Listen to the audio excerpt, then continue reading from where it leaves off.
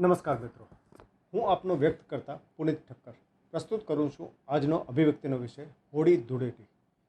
ફાગણ સુદ પૂર્ણિમા એટલે કે હોળી અને બીજા દિવસે ધૂળેટી એટલે કે રંગોનો તહેવાર.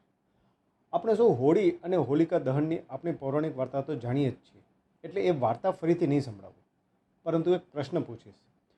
શું આપણે હોળી અને ધૂળેટીના તહેવારો એવી જ નિષ્ઠાપૂર્વક એટલા જ ભાવથી ઉજવીએ છીએ ખરા કે જે રીતે આજથી 1-1.5 દાયકા પહેલાં ઉજવતા હતા? શું આજે પણ એવો જ ઉત્સાહ છે ખરો? હોલિકા દહનના દર્શન, પરિક્રમા, હાયડા, ખજૂર અને ધાણીનો એ પ્રસાદ, શું આ બધામાં પહેલાં જેવી જ ભાવના જળવાયેલી છે ખરી? શું આજના બાળકો હોળીના તહેવારનું મહત્ત્વ અને પવિત્રતા એના વિશે સાચી અને પૂરી માહિતી જાણે છે ખરા?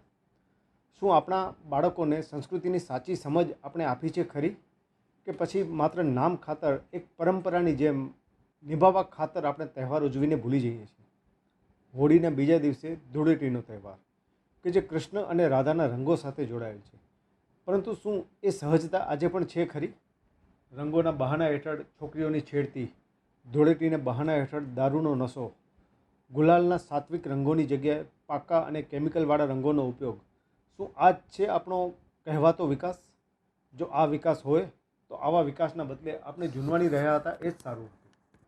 આવો જાગૃત બનીએ અને સમાજમાં તહેવારના નામે દૂષણ ફેલાવતા આવા તત્વોને અટકાવીએ અને આપણી સંસ્કૃતિ મુજબ સાચી રીતે તહેવારની ઉજવણી કરીએ અને ખુશી મનાવીએ.